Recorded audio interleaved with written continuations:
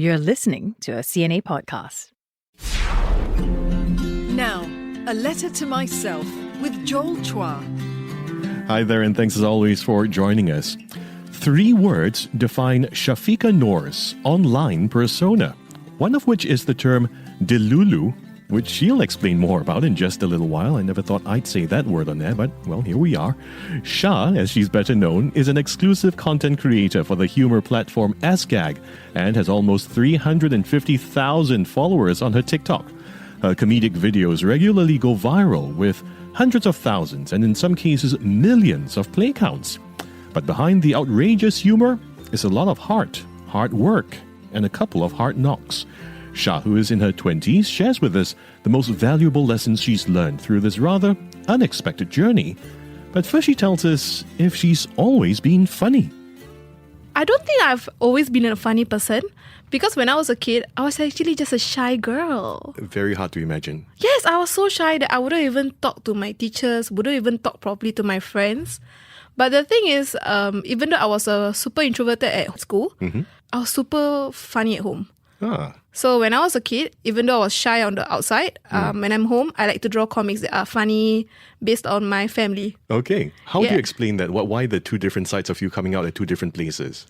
I guess as a kid, there was this fear of being judged and fear of being scolded. So I guess, I'm not sure about you. When I was a kid, when there are children who are noisy, the teacher would tend to scold the children and I'm afraid of getting scolded. Sure. So I just keep my mouth shut. Okay. So but then when I'm at home, there's no one to disturb me, so I make noise at home. So your family was chill with your humor, getting up to funny business? I would say, yeah. Honestly, because my family themselves, they are actually very noisy and funny people. Really? Okay, so you get your humor from your family. Yes, definitely. Which specific member of your family? I would say it would be my dad. Yeah. So my dad liked to joke a lot. In his side, everyone is a jokester, to be honest. We all have our inside family jokes. I would say it's a very Malay thing, to be honest. Like, we will mix English, Malay to form this very weird humor that I don't think anyone from the outside would understand. Anyone from the outside of your family or anyone from the outside of the Malay community? From the family. From your family? Yes. So your dad has always been an influence of humor, the source of your humor since growing up? Correct. So like I would say my dad's humor passed on to my siblings. Yeah. And my siblings form another weird fusion of humor that only me and my siblings will understand. Okay. And from there, that's where I would say I form my own sense of humor and comedy, which I'm lucky enough that I'm able to convert it to become a way that everyone would understand. Yes, exactly. So for listeners who are, listening obviously to us right now, that voice sounds familiar. Syafiqa, Sya, sounds familiar. The name sounds familiar. I think I know her, right? I can't place my finger on it. How would you describe your kind of content, the skits that you do? I would say I am actually a chaotic hijabi delulu girl that you see on social media, such as TikTok and Instagram. And you probably have seen my face on the comedy page on SGAG, where I also act there. Yeah. Okay, so in your official title, the word delulu. Explain. Well, delulu is a short term for delusional. Online, I like to show how delusional I am. For example, I am very obsessed with 2D characters to the point that I declare myself that I'm married to them. 2D characters? 2D characters. You mean like what, just drawings of characters? So they are like game characters that I love and obsess with. So that I declare myself that I'm married to this character from a game. Yeah. That does sound a little bit delulu. But it's good. It's fun. I'm so happy. What 2D character do you love most at this point in time? Oh my god, I think my social media, I really say it every time. There are 2 characters I really like. Novelette from Genshin Impact and Silas from this game called Love and Deep Space. Okay, why? Because they are very good looking, number one. Okay, all right. And also their voice is as deep as the ocean. And I like people, their voice as deep as the ocean. All right. So it's not about the voice actor, it's about the character that they play. I'm glad we are speaking today, Sya. Are you trying to copy Novelette? I don't know. I have no idea how they sound like. It's way deeper, man. Oh, way deeper. Way okay. deeper. All right. I'll take your word for it. Thank you for sharing with us your brand of humor and where you got a lot of it from. You started off though doing something rather different. You studied something that's very far removed from the world of comedy, from the world of humor. Tell us. Wow.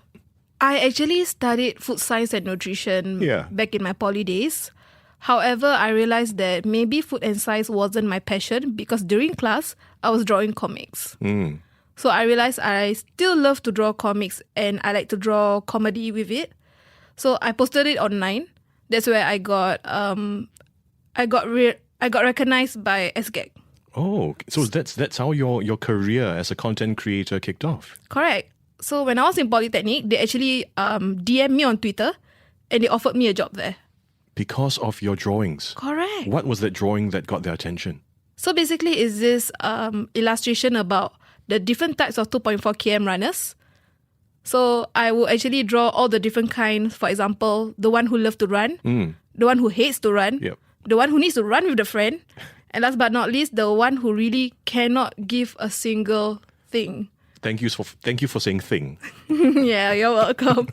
Yeah, so it's just a little illustration, but I think everyone could relate to it and they find it really funny. Right. So it was like, it went viral actually. It got retweeted 4.1k.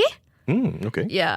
So I think that's where they actually reached out to me because I've been drawing a lot of comics and they've been reposting some of my comics also. Yeah. Okay, so two things. First of all, now I know why you've got this love affair with 2D characters because you've always been drawing 2D Yes. characters. Second thing is this happened, 7-8 years ago? You've been with SGAG creating content for them for about 7-8 years now. 7 years actually. 7 years. Okay, Yes. well, soon to be 8 years. Oh my God, you're right. Yeah. Yeah, okay. So that's quite a milestone. That's quite a journey. And you are still relatively young, right? Yeah. So Oh my this is God. your first job. This is your first and only job so far. Correct. So I That's- started off as 20 years old. Oh no, not me exposing my age. Like when I was 20, after I freshly graduated from poly, I became an illustrator in SGAG. But things changed from there. Yeah. So it's quite interesting, like from an illustrator, I actually, because I dwelt on comedy and because I'm in a video company, I learned more about videos. And I think there was this rising era of TikTok. Yes. So the company actually threw me to actually grow SGAG's TikTok. So I become a TikTok lead in SGAG. Okay. Okay. So when I became the TikTok lead, I also created my own content because I needed to know and learn how to create these TikToks, right? Because it was so different. And then after that, I realized I just love creating comedy content. right. So they actually reached out to me and they say, if you really do love to create comedy content for yourself, why not become an exclusive creator for us? Okay. And I think I'm in my 2 years of creating content right now. So I'm like, wow, I'm still in this company for 7 years. Yes, and that is remarkable for most young people staying with a company, the same company, maybe even for 5 years. That's an achievement in itself already. Yeah. Oh. Seen it. There was a genuine look of self-awareness and self-revelation on your face just now when you thought about it. Yeah. It's surprising even to you. Yes, it's actually surprising because honestly, I thought I would leave the company in 2 years, but I kept on staying because I learned so much new stuff. Yeah, yeah. And I still felt that I want to do more. So I continued and they gave me more opportunities. And now I'm here. Yeah, that's amazing. Okay, rewind 7 years, right? When you first told your family, hey, you know what, I know my diploma was in food science and nutrition, but hey, I'm going to be a content creator instead. What was their reaction? Honestly, back then, I'm going to be honest, it was 2017. Yeah. So content creation and TikTok wasn't there yet. What is content creation? Correct. It was a topic that no one really thought of. So when I told my family that I'm going to be a content creator, the first thing they say is, what is a content creator? Yeah. Yes. Correct. So I said, I'm going to create comics for this platform. What is this platform? So mostly they don't get it. So to the point that sometimes when my relatives ask me, what do I do? I just work on Facebook. And they go, oh, Facebook, I get it. Were the content that in the beginning was posted on Facebook, right? Correct. It was posted on Facebook and Instagram back then. Okay. So you were speaking the truth, lah. Kind of. I'm kind of like the admin back then also. So I wasn't lying. Yes. Okay, so now we fast forward to the present day again now. How do your family see you now? I mean, you're well known, right? People recognize you when you go out with them, I assume. When you're with your family, you'll have some people coming up to you. Hey, Shah, I love your content. How does your family perceive what you do now? I would say my dad, the way he described me is very funny. He would say that, hey, do you know my daughter? She's a TikTok star. My mom would explain to her friends that I'm the one who make stupid videos online. Stupid videos online? Yes, correct. That's what she says? Yes. Stupid videos online. Okay, but she says it with maternal pride, I Yes, assume. of course. She says it with so much love, but with such bad words. Then I'm there like, I love you too, mother. Right.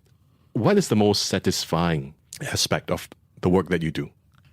I would say the most satisfying aspect is actually the reaction when people see my videos. So, for example, if I were to make a funny video, people will comment, people will reshare, and I get to see those comments.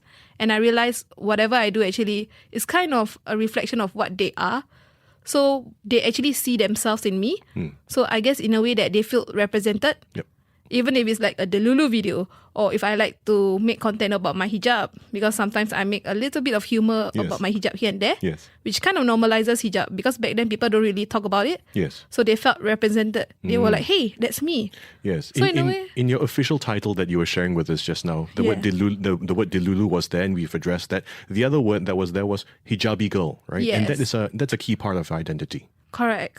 Because I would say, I think in the past and in the current pool of creators, we don't really see a lot of hijabi content creators. Yes, they are, but they are so little. And I guess I'm quite lucky that I have a big platform that people could reach out to and people could relate to. So in a way, that's why what I felt gratified about is the fact that they felt represented and they are also entertained by my little comedy and ridiculousness online. Yeah. And not just members of the hijabi community. Correct. Everyone, hijabi or non-hijabi, male or female, I have had many chuckles and guffaws looking at your content, watching your content. Yeah, in a way, it's quite interesting because now that there's this hijabi represent, so in a way that people will also learn more about my culture and religion. So in a way that I'm kind of normalizing it so that people learn more. So it's like killing two birds with one stone. Yeah. What is your favorite skit that you've done so far? So many, right? But if you could choose your favorite child. Wow. Okay, my favorite child of all time would be my Hari Raya series. Yeah. So basically, during Hari Raya or like 5 days before Hari Raya, I will create parody music videos of all the Hari Raya songs. I created this series back in 2020 when it was COVID and we couldn't celebrate Hari Raya. So everyone was devastated, everyone was sad. But I was like, I could make people laugh with something, right? Because people were so down. Right. So I make classic Hari Raya songs, but twist it with COVID style. An example? So I think one of it is I said, this year, we have the classical Hari Raya song. Okay, we'll just imagine the music, the So classical. just imagine the music Okay. with me. So basically it's about, hey, yes, Hari Raya, you don't get to go out, but hey, you get to save money because you're not giving money to the kids. Okay. So it's a really like short 15 seconds. So people really enjoyed it. Yeah. So they actually listened to it during Hari Raya. And I guess that's actually also where my content start to blow also. The one skit that that sticks out in my mind that you've done is the one where how it can get a little bit awkward when you are fasting during Ramadan and your non-Muslim colleagues are wrestling with themselves. Should I eat in front of her or not? Yeah, that was hilarious because I felt that people were so respectful during the fasting month. Yeah. But then I felt like too respectful, in fact. It's like, you can eat.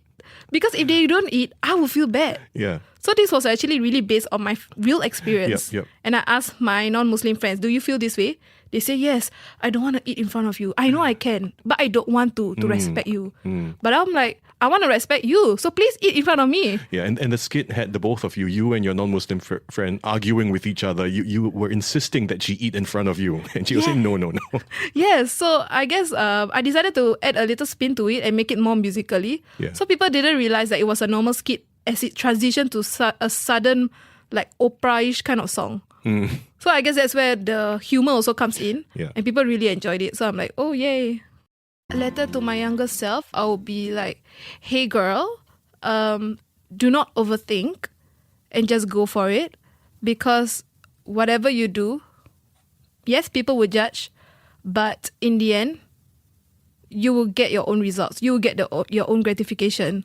So, for example, when I was a kid, I was afraid of creating stuff and telling people and showing it to people. But then... Were these your comics?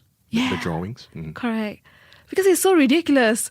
So I was like, you know what? Give myself a chance and post it. Yes, people might hate it, people might not, but I give myself a chance. And if I don't, opportunities will be wasted. Yeah. So that's one letter to myself. Right. And that was, don't overthink. Don't overthink. Give myself a chance and go for it. Yeah. What were you overthinking about? I guess I was overthinking the fact that people might hate it or people might like demonize me for my creation. But now that I think about it, my creation is not bad. It's innocent. It's funny. But I felt this heavy burden of getting judged. But in the end, I realized, which I quote, just go je, don't be scared. Just go je. Just go je. Yeah. And that means? Just whack. Just whack only lah. Just whack only lah. At what point in your journey, at what age do you think you started to adopt that mindset that just whack, just go for it? I would say during my poly days, when I was in my lecture, Yeah. I was like, man, these comics are so funny. I wish people would read it. But I was scared back then. But one day I was like, just go je lah. So I posted on Twitter. And that's where more opportunities came. So I'm glad I took that risk and that chance. That's amazing. Were there friends, were there people around you who were encouraging you? Yes, they were. I'm very blessed to have a good supporting system.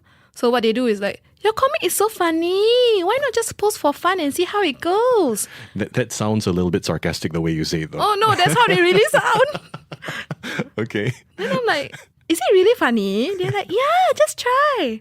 So I posted it. Yeah. Okay. All right. So the post that got you SGAG's attention, that was as a result of your friends also encouraging you. Yes, correct. So they were like, you like to draw comics? Right now, Twitter is trending back then.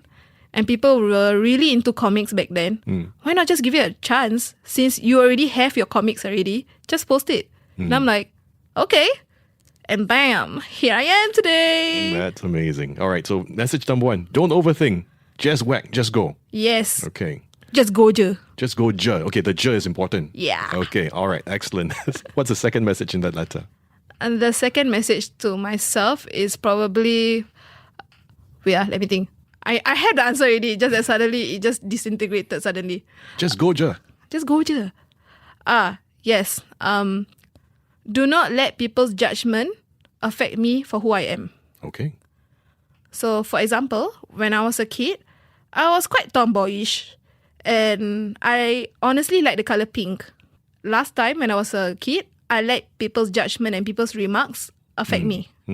So, I specifically remember I had this pink clip. I need to remember back then my hair was like short like a boy, okay? Okay. So I love pink. So I put on the clip and I felt so girly. But my friend was like, hey, you don't look good in pink. Take it off. How old were you when this happened? 15. Okay. And I was like, oh man, really? All right, I'll take it off. I guess I don't look good in pink. Or like people say, hey, you are not that, for example, you're not that funny enough to be putting yourself out there. Yeah. Just keep it in. So I kept myself in. So I'm like, all right, you're right, I should. But I would say as time passed, as I grew older, I realized that why am I letting these opinions or people's remarks affect me and doing something that I love? Then it just broke. I was like, I do like pink. I think I only realized this when I was more in my 20s.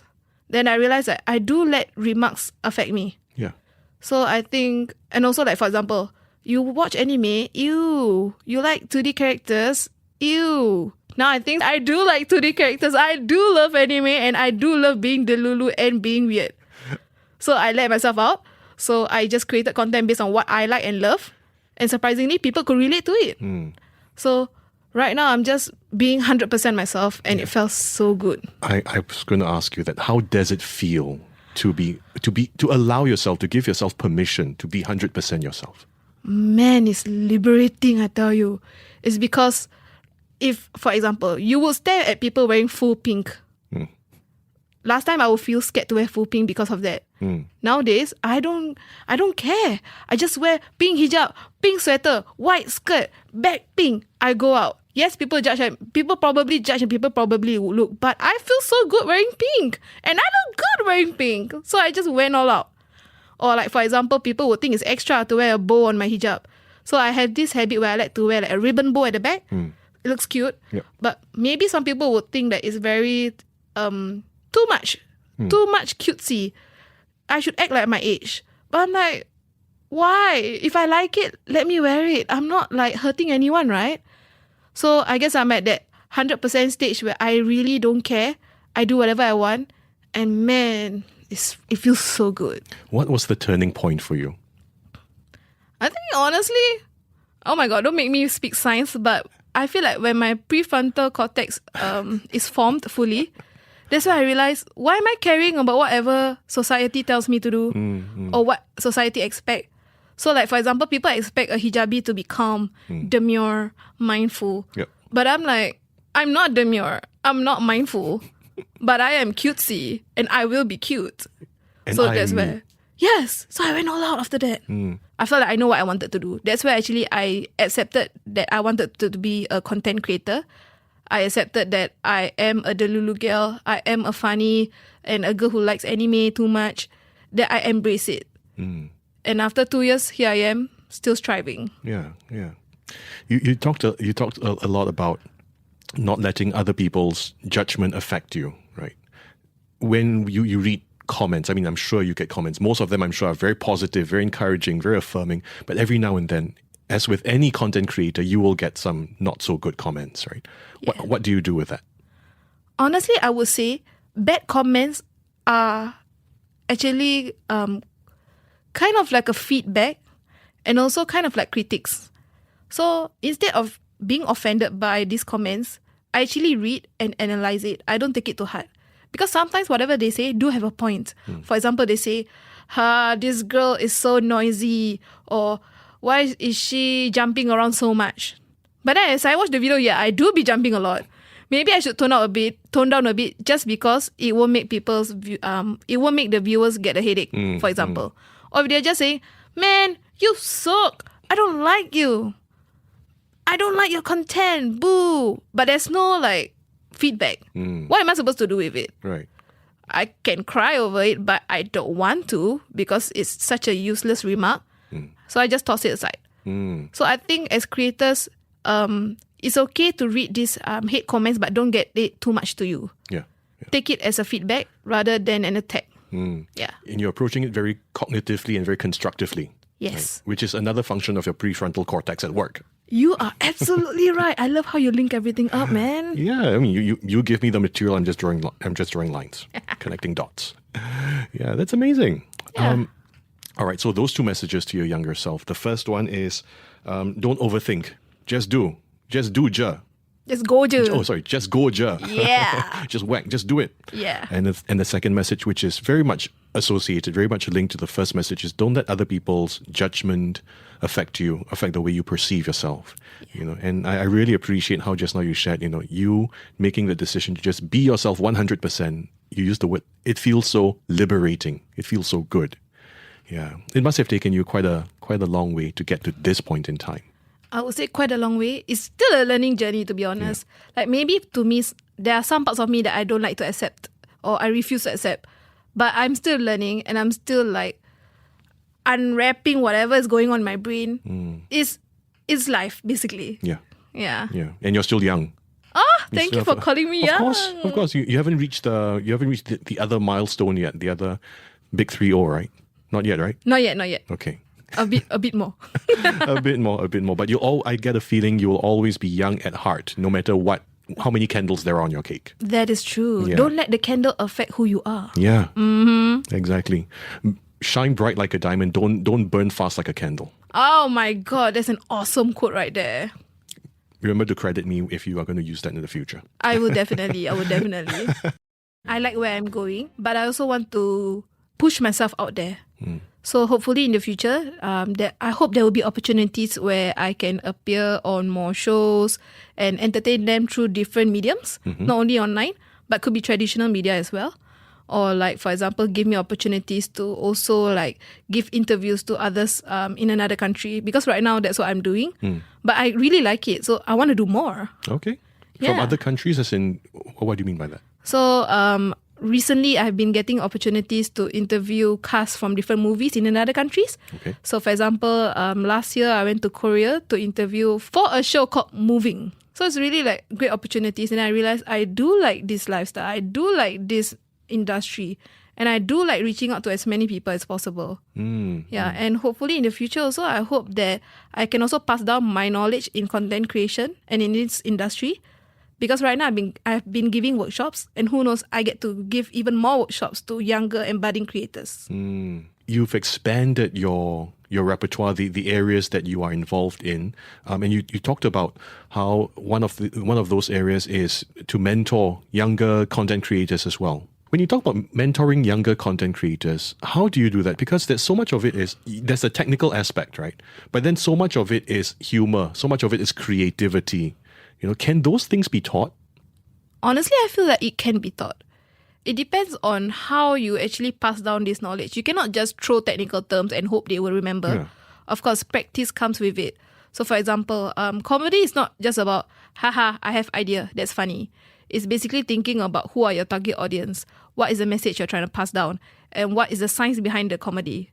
So actually there are formulas behind this little content creation, which as my years in this SGAG, maybe 7 years, I have kind of understand how to create content basically. And I've been giving workshops to creators who have this idea, but they don't know how to express it out properly.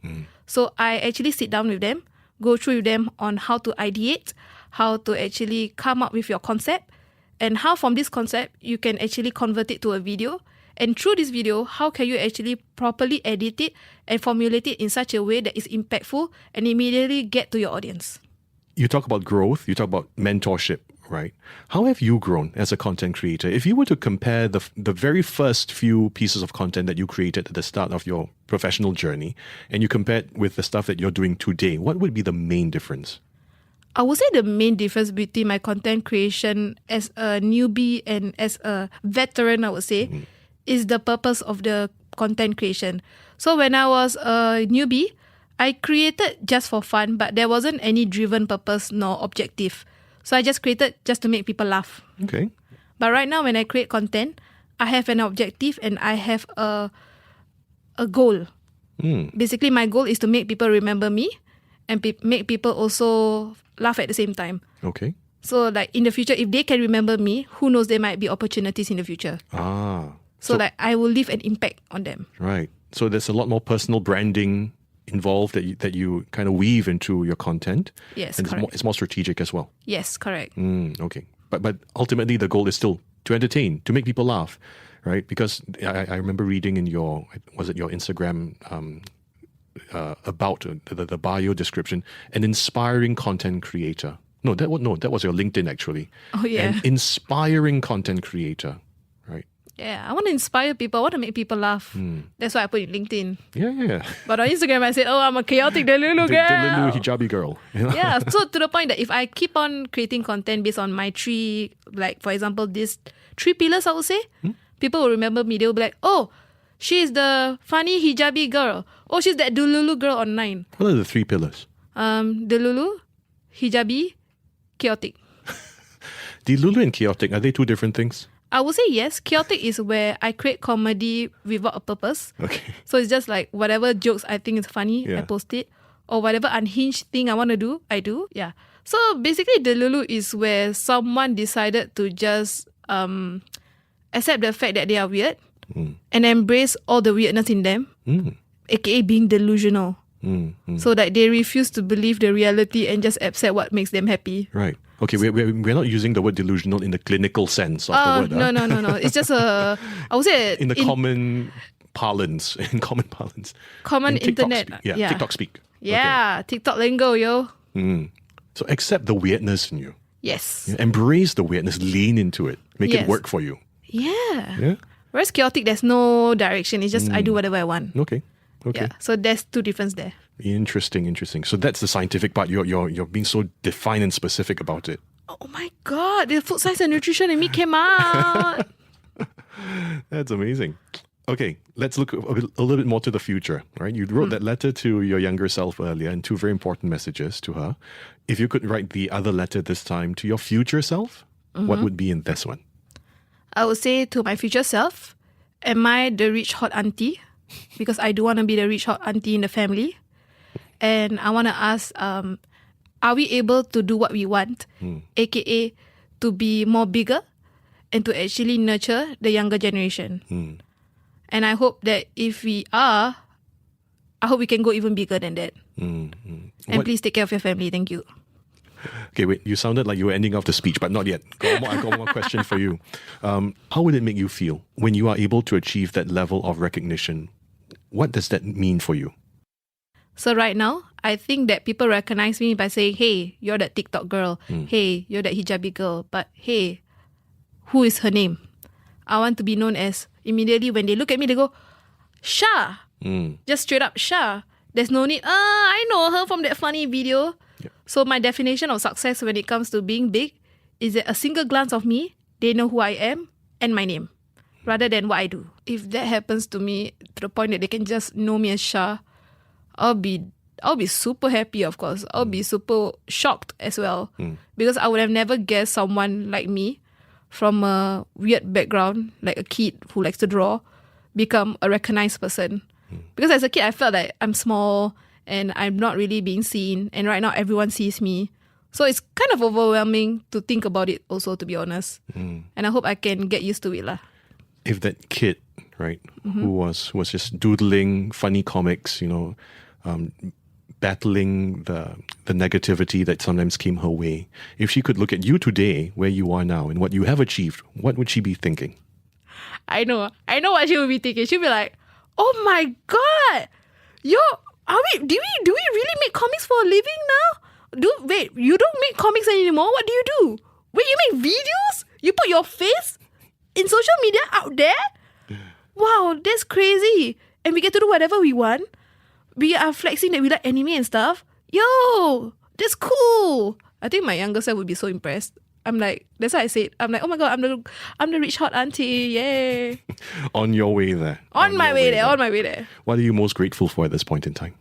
I would say I'm very grateful at the fact that, one, I have a really good supporting system in this journey, because sometimes it can be a bit lonely when you're creating content, but then people knew you from your social media, but they don't know what you are doing behind the social media. That's where my support system come in.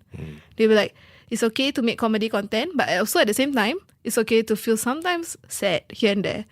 Because sometimes social media clouds your emotions. And my friends and my family pull me back to reality sometimes, which is quite interesting because no one really talk about that. Yes. Hey. Yes.